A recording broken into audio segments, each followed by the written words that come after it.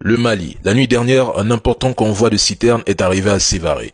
Près de 60 camions-citernes ont atteint la région de Mopti, au cœur du pays. Comme vous pouvez le constater, l'arrivée de ce convoi a été accueillie avec enthousiasme par la population et les autorités locales. Parallèlement, la région de San a également réceptionné 8 citernes supplémentaires. Et maintenant, que disent les glorificateurs des groupes terreaux, ceux qui passent leur vie à célébrer chaque attaque contre les FAMA? Ils sont passés de Bamako est encerclé, Bamako va tomber, Bamako c'est fini, à Bamako est asphyxié. Toujours la même cassette. Permettez-moi de vous rappeler ici qu'une ville asphyxiée est totalement isolée, encerclée et privée de tout ravitaillement par une force adverse. C'est la définition classique. Concrètement, une ville est considérée comme asphyxiée quand toutes les routes d'accès sont coupées ou sous contrôle ennemi.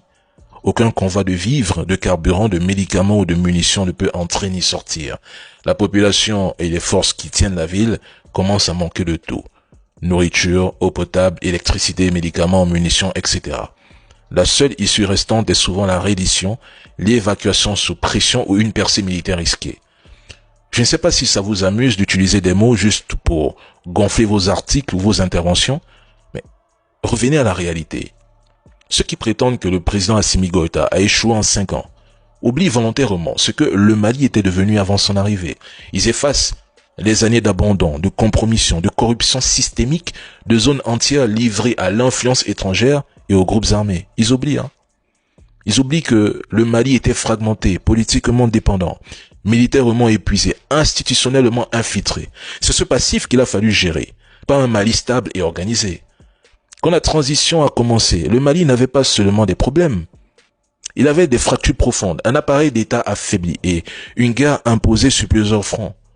Reprendre le contrôle militaire, réorganiser la chaîne logistique, réorienter les alliances stratégiques, renforcer même la souveraineté énergétique, tout cela demande du temps, des sacrifices et des décisions qui ne font pas plaisir à tout le monde. Encore moins, ces politiciens corrompus.